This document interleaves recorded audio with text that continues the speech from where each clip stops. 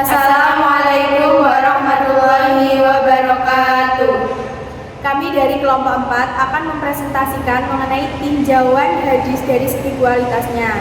Sebelumnya, izinkan kami untuk memperkenalkan diri kami dulu. Perkenalkan, nama saya Rimani Pasari dan teman saya Marta Rosilawati, saya Iki Indriawati, saya Nazila Naila Tetawa. Baik, langsung saja ke materinya. Sebelumnya, perkenalkan, nama saya Marta Rosilawati. Baik, di sini saya akan menjelaskan tentang pengertian hadis sahih, macam-macam hadis sahih, dan syarat hadis sahih. Yang pertama, pengertian hadis sahih. Sahih menurut bahasa berarti sah, benar, sempurna, tiada celanya. Secara istilah, beberapa ahli mendefinisikan antara lain sebagai berikut. Yang pertama, menurut Ibnu Al-Salah. Menurut Ibnu Al-Salah, hadis sahih adalah hadis yang sanadnya bersambung melalui periwayatan orang yang adil dan dhabit dari orang yang adil dan dhabit juga sampai akhir sanad tidak ada kejanggalan dan tidak berilat. Selanjutnya, menurut Imam Al-Nawawi, hadis sahih adalah hadis yang bersambung sanadnya, diriwayatkan oleh perawi yang adil lagi dhabit, tidak syadz dan tidak berilat. Selanjutnya, menurut Subki Sahih. Menurut Subki Sahih, hadis sahih adalah hadis yang musnad, yakni hadis yang bersambung sanadnya, yang dinukli dari perawi yang adil dan dhabit mulai awal hingga akhir sanad sampai kepada Rasulullah, dari sahabat atau lainnya tanpa adanya syadz dan ilat. Selanjutnya, syarat hadis sahih. Yang pertama, kebersambungan sanad. Kebersambungan sanad dalam periwayatan hadis berarti setiap perawi memiliki pertemuan langsung atau liqa atau hubungan guru murid yang langsung dengan perawi di atas dan di bawahnya, mulai dari awal hingga akhir rantai sanad tersebut. Selanjutnya, yang kedua, para perawi adil. Secara etimologi, adalah atau adil berarti keadaan tengah, lurus, dan cenderung kepada kebenaran. Dalam terminologi ilmu hadis, para ulama memberikan berbagai rumusan definisi. Di antaranya, Al-Hakim dan Al-Naisaburi menyatakan bahwa seorang munadid atau perawi hadis yang dianggap adalah muslim yang tidak melakukan bid'ah dan maksiat yang dapat merusak moralitasnya. Meskipun sebenarnya terdapat formulasi lain yang jika digabungkan mencakup sekitar 15 poin unsur konsep adalah, semuanya dapat disimpulkan menjadi 4 poin utama, yakni muslim, mukallaf, melaksanakan perintah utama agama, dan selalu menjaga martabat diri atau muru'ah. Kebermusliman adalah unsur inti dalam makna adil yang wajib bagi siapapun yang menyampaikannya riwayat hadis. Namun, untuk kegiatan menerima hadis, syarat ini tidak diperlukan, sehingga orang kafir pun diizinkan menerima hadis. Pembahasan tentang hal ini telah disampaikan penulis dalam bagian sebelumnya. Selanjutnya, yang ketiga, para perawi dhabit. Aspek intelektualitas perawi hadis dimaklumi sebagai kapasitas kecerdasan mereka. Secara etimologi, istilah dhabit berarti menjaga sesuatu. Orang yang mampu bertindak adil, cenderung jujur, amanah, dan objektif sehingga informasinya dapat dipercaya. Sebaliknya, meskipun memiliki kecerdasan dan hafalan yang baik, tetapi tidak jujur, pendusta, atau suka menipu, ia tidak akan dipercaya. Aspek ini merupakan salah satu persyaratan dasar yang harus dimiliki perawi agar riwayat yang disampaikan diterima. Untuk mengetahui kedhabitan atau kualitas dhabit seorang perawi hadis, berikut adalah beberapa pendapat ulama. Yang pertama, kedhabitan perawi dapat dikenali melalui kesaksian para ulama. Yang kedua, kedhabitan juga dapat diketahui dari kesesuaian riwayatnya dengan riwayat perawi lain yang sudah dikenal kedhabitannya, baik dari sisi makna maupun harfah. Yang ketiga, perawi yang sesekali membuat kesalahan tetap dianggap dhabit, asalkan kesalahannya tidak sering terjadi. Jika ia sering melakukan kesalahan dalam menularkan hadis, maka ia tidak lagi disebut dhabit. Selanjutnya, syarat hadis sahih yang keempat adalah terhindar dari kerancuan. Dalam ilmu hadis, ada 3 pendapat tentang definisi syadz. Yang pertama, hadis memiliki lebih dari 1 sanad. Yang kedua, semua perawinya sikoh atau dapat dipercaya. Dan yang ketiga, sanad mengandung pertentangan. Nah, dari ketiga tersebut, pendapat yang paling populer adalah dari Al-Syafi'i yang menyatakan bahwa hadis baru disebut syadz jika hadis yang diriwayatkan oleh seorang perawi bertentangan dengan hadis yang diriwayatkan oleh sejumlah perawi yang lain. Jadi, syadz tidak disebabkan oleh perawi yang sendirian atau perawi yang tidak dapat dipercaya. Terakhir, yang kelima, terhindar dari kecacatan. Secara lugawi, kata ilat berarti sakit, sebab, atau kesibukan. Dalam terminologi ilmu hadis, ilat adalah sebab tersembunyinya yang dapat merusak kesohihan hadis yang tampak sahih secara luar. Ibnu Salah mendefinisikan sebagai penyebab tersembunyi yang menurunkan kualitas hadis, membuat yang awalnya sahih menjadi tidak sahih. Sementara Ibnu Taimiyah menyatakan bahwa hadis yang mengandung ilat memiliki sanad yang tampak baik, namun setelah diteliti ternyata mengandung perawi yang sering salah, sanad mursal atau terputus, atau kemungkinan campuran dengan hadis lain. Selanjutnya, macam-macam hadis sahih. Hadis sahih dibagi menjadi 2 jenis, sahih li dzati dan sahih li ghairi. Yang pertama, hadis sahih li dzati. Hadis sahih li dzati adalah hadis yang memenuhi sifat penerimaan tertinggi atau seluruh syarat kesahihan. Salah satu syaratnya adalah sanad yang terhubung tanpa jeda atau perawi yang hilang di tengah rantai. Hal ini yang membedakannya dari hadis mu'allaq, mu'adil, mursal, dan munqati yang semuanya memiliki sanad yang terputus. Selanjutnya, hadis sahih li ghairi. Hadis sahih li ghairi adalah hadis yang menjadi sahih berkat bantuan atau dukungan dari hadis lain, karena pada awalnya ia tidak memenuhi seluruh syarat kesahihan. Tingkatannya lebih rendah dari sahih li dzati. Tanpa hadis yang memperkuatnya, ia hanya akan dianggap sebagai hadis hasan. Untuk materi selanjutnya akan dijelaskan oleh Rema. Sebelumnya, perkenalkan nama saya Remanit Malasari. Di sini saya akan menjelaskan tentang hadis hasan. Yang pertama yaitu mengenai pengertian hadis hasan. Dari segi bahasa, hasan berasal dari kata al-husnu bermakna al-jamal yang berarti keindahan. Menurut Ibnu Hajar dalam An-Nukhbah, hadis hasan adalah hadis yang diriwayatkan oleh perawi yang adil dengan tingkat dobit yang kurang sedikit dari perawi hadis sahih. Sanadnya bersambung, serta tidak syadz dan tidak berilat.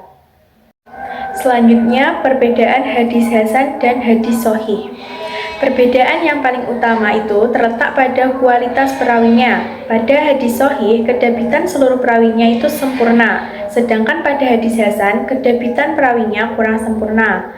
Oleh karena itu, kualitas hadis hasan berada setingkat di bawah hadis sahih. Contoh dari hadis hasan ini yaitu Nabi Muhammad SAW menjelaskan bahwa umur rata-rata umat beliau itu berada di kisaran 60-70 tahun dan hanya sedikit yang bisa melampaui batas umur tersebut. Oke, kita ke pembagian hadis hasan. Hadis hasan ini terbagi menjadi 2 macam, yaitu yang pertama hasan li dzatihi, yakni hadis yang menjadi hasan karena kualitas perawinya sendiri. Semua syaratnya sudah terpenuhi, hanya saja tingkat hafalannya yang sedikit lebih rendah dari perawi hadis sahih.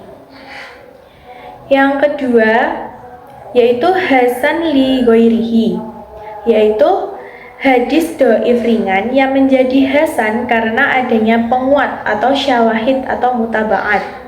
Pada hasan li ghairihi ini dalam sanadnya terdapat perawi yang satu, tidak diketahui secara jelas kelayakannya atau ketidaklayakannya atau majhul.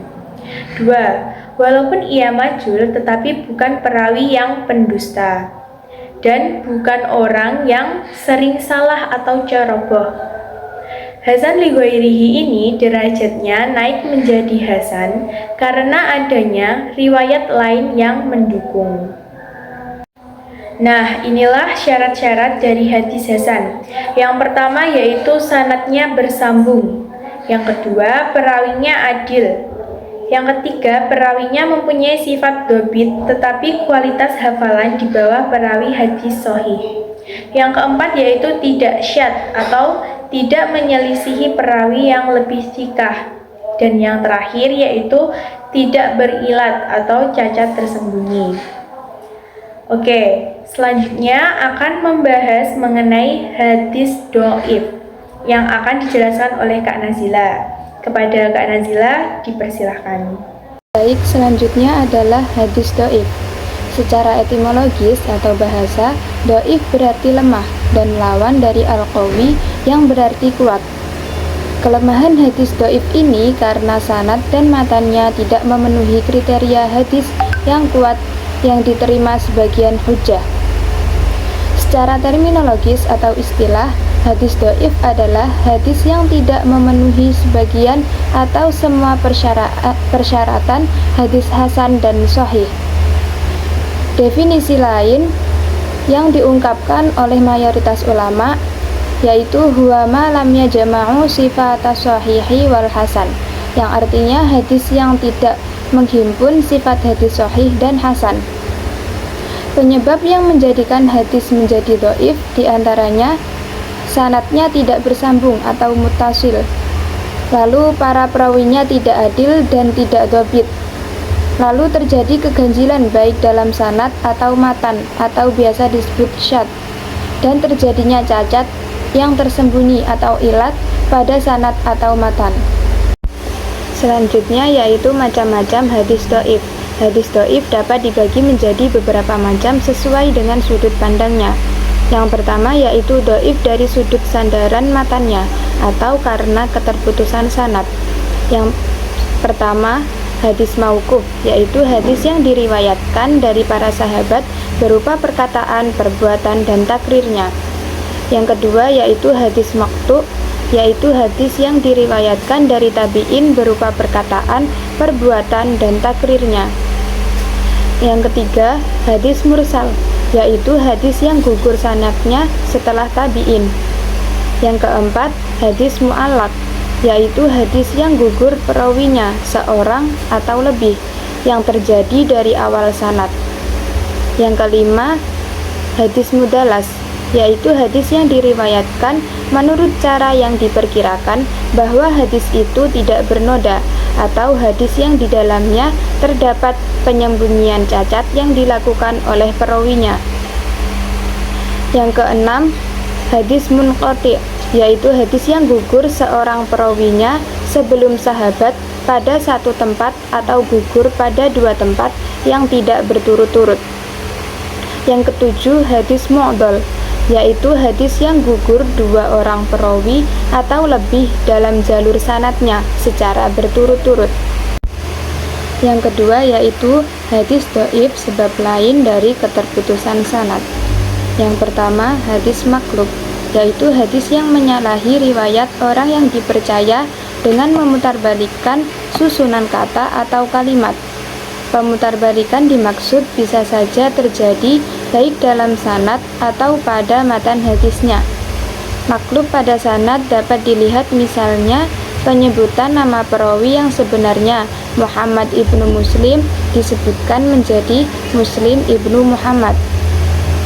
Kesalahan dalam meriwayatkan hadis sehingga terbalik pada sanad maupun matannya ini disebabkan oleh kurang kuatnya hafalan perawi atau karena kecacatan perawi dalam bentuk yang lainnya. Yang kedua yaitu hadis mudraj, hadis yang di dalamnya terdapat sisipan atau tambahan yang tidak berasal dari potongan hadis tersebut, tetapi bisa berasal dari tafsiran para sahabat atau perawi sesudahnya terhadap hadis tersebut.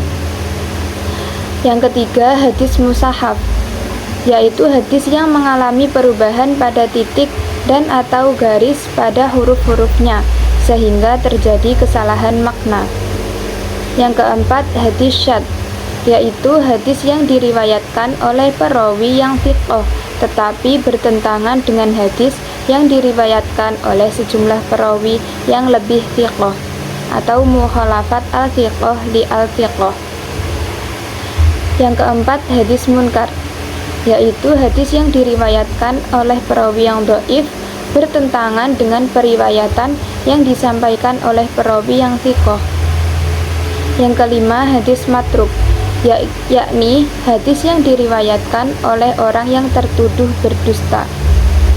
Menurut An-Nasai dan Ad-Daruqutni, dalam sebuah hadis, Amr ibnu Syamir dinilai sebagai perawi yang tertuduh berdusta di dalam meriwayatkan hadis atau matruk al-hadis, sehingga hadis yang diriwayatkannya pun juga dinilai matruk. Yang keenam, hadis maudhu', yaitu hadis yang dibuat-buat, diada-adakan, didustakan dan dinisbahkan oleh seorang pendusta kepada Rasulullah secara palsu, baik secara sengaja atau amdan maupun tidak sengaja, khotoan. Sebagai ulama menilai hadis maudhu' ini sebagai bentuk hadis dhaif yang paling parah kelemahannya. Namun bagi sebagian ulama, hadis model ini bukan merupakan bagian dari hadis dhaif, namun merupakan hadis dengan klasifikasi sendiri. Alasan dari kelompok terakhir ini menyebutkan bahwa sedari awal motif dibuatnya hadis palsu dengan motif periwayatan hadis dhaif itu berbeda. Jika hadis dhaif, kedhaifannya bisa terjadi dalam proses periwayatannya, maka hadis maudhu' sejak awal atau kebanyakan memang diniatkan untuk melakukan kebohongan atas nama Nabi Muhammad SAW. Hukum periwayatan hadis dhaif, para ulama membolehkan meriwayatkan hadis dhaif sekalipun tanpa menjelaskan kedhaifannya dengan dua syarat, yaitu yang pertama, tidak berkaitan dengan akidah seperti sifat-sifat Allah. Yang kedua, tidak menjelaskan hukum syara' yang berkaitan dengan halal dan haram, tetapi berkaitan masalah mau'idhah, targhib wa tarhib atau hadis-hadis tentang ancaman dan janji dan kisah-kisah yang lainnya. Baik, sebelumnya terima kasih kepada Kak Nazila. Di sini saya akan menjelaskan mengenai kehujahan hadis. Hujah secara bahasa berarti keterangan, alasan, bukti, atau argumentasi, sehingga kehujahan hadis adalah bukti absah dari suatu hadis yang dapat digunakan sebagai landasan bahwa argumen tersebut bisa diterima khalayak dan dapat dijadikan sebagai dasar penetapan hukum. Dalam hukum Islam, pernyataan Al-Quran sebagai hukum Islam dan hadis yang juga sebagai sumber hukum Islam tidak mengindikasikan bahwa sumber tersebut berdiri sendiri dan tidak memiliki hubungan antara keduanya. Namun sebaliknya, antara kedua sumber itu saling berhubungan dan merupakan satu kesatuan yang berasal dari Tuhan. Seperti yang telah diketahui bahwa Al-Quran diturunkan kepada Nabi Muhammad SAW dalam bentuk global atau garis besarnya saja, tidak terperinci dan tidak pula diberi batasan. Berdasarkan hal tersebut, maka tidak ada jalan lain kecuali harus kembali kepada Rasulullah untuk mengetahui hukum-hukum itu secara rinci dan jelas. Sebab beliau adalah pembawa berita dari Tuhan dan beliau juga yang paling tahu dari seluruh makhluk tentang maksud syariat Allah. Begitu pula batasan, metode, dan tujuan. Berdasarkan hal itu, para peneliti dalam bidang hadis telah sepakat bahwa hadis dapat dijadikan sebagai bukti atau hujah landasan bagi umat Islam dalam menetapkan hukum agama. Keberadaan hadis sebagai hujah dalam hukum Islam dapat ditelusuri melalui yang pertama, argumen normatif. Argumen normatif merupakan argumen yang berfokus pada bagaimana sesuatu seharusnya terjadi. Ada 4 argumen yang menunjukkan bahwa sunnah merupakan suatu di antara sumber penetapan hukum yang darinya hukum-hukum syariat digali dalam Islam, yaitu yang pertama, didasarkan pada keimanan kepada kerasulan Nabi Muhammad SAW. Karena Allah memilih para rasul di antara para hamba agar menyampaikan syariat kepada umat manusia, sehingga kita sebagai umat muslim harus menjalankannya dengan sebaik-baiknya. Yang kedua, didasarkan kepada Al-Quran. Di dalamnya banyak dijumpai ayat-ayat baik secara eksplisit maupun implisit yang menunjukkan kewajiban taat kepada Rasulullah SAW. Di dalam Al-Quran itu sendiri terdapat beberapa ayat yang menginformasikan atau menjelaskan dan mengukuhkan keberadaan hadis sebagai sumber hukum. Yang ketiga, kehujahan hadis sebagai sumber hukum itu sendiri berasal dari hadis itu sendiri. Pada beberapa hadis diriwayatkan bahwa dari Ibnu Majah Abbas bahwasannya Rasulullah berkhutbah di hadapan manusia pada Haji Wada. Wahai manusia, sesungguhnya aku telah meninggalkan di tengah-tengah kalian yang jika berpegang teguh kepadanya niscaya tidak akan tersesat selamanya, yaitu kitab Allah dan sunnah nabinya. Dari Al-Mikdam bin Makdi Yakrib Al-Kindi, Rasulullah bersabda, ingatlah sesungguhnya aku diberi Alkitab dan yang semisal dengannya. Ingatlah hampir datang masa ada seseorang yang datang dengan perut kenyang bersandar di sofanya seraya berkata, cukuplah bagi kalian Al-Quran. Apa yang kalian dapatkan padanya sesuatu yang halal, maka halalkanlah. Dan apa yang kalian dapatkan padanya sesuatu yang haram, maka haramkanlah. Kedua hadis tersebut mewakili sejumlah hadis yang semakna. Inti kandungan dari kedua hadis di atas menegaskan bahwa Al-Quran tidak terlepas dari hadis, bahwa hadis itu bagian dari wahyu yang diberikan Allah Subhanahu wa Ta'ala kepada Nabi Muhammad SAW dengan cara yang berbeda. Dengan demikian, eksistensi hadis diakui sendiri oleh hadis itu sendiri, tidak terdapat pertentangan di dalamnya atau contradiction in terminis. Yang keempat, didasarkan dari ijma. Dari ijma dapat diketahui adanya kesepakatan para sahabat untuk menjadikan hadis sebagai rujukan dalam menetapkan segala perkara, sebagaimana diuraikan oleh Mustafa As-Sibba bahwa para sahabat sepeninggal Nabi Muhammad SAW menetapkan suatu keputusan atas suatu perkara yang muncul. Mereka mengacu kepada ayat Al-Quran. Jika mereka tidak mendapatinya langsung dari Al-Quran, mereka merujuk kepada sunnah Nabi. Jika mereka tidak mendapatinya pada sunnah Nabi, maka mereka bermusyawarah untuk mencari keputusan. Yang kedua, berdasarkan argumen historis. Secara historis, argumentasi tentang kehujahan hadis sebagai sumber dalam penetapan hukum Islam dapat dilihat pada berbagai peristiwa yang terjadi di kalangan para sahabat Nabi setelah meninggalnya Rasulullah.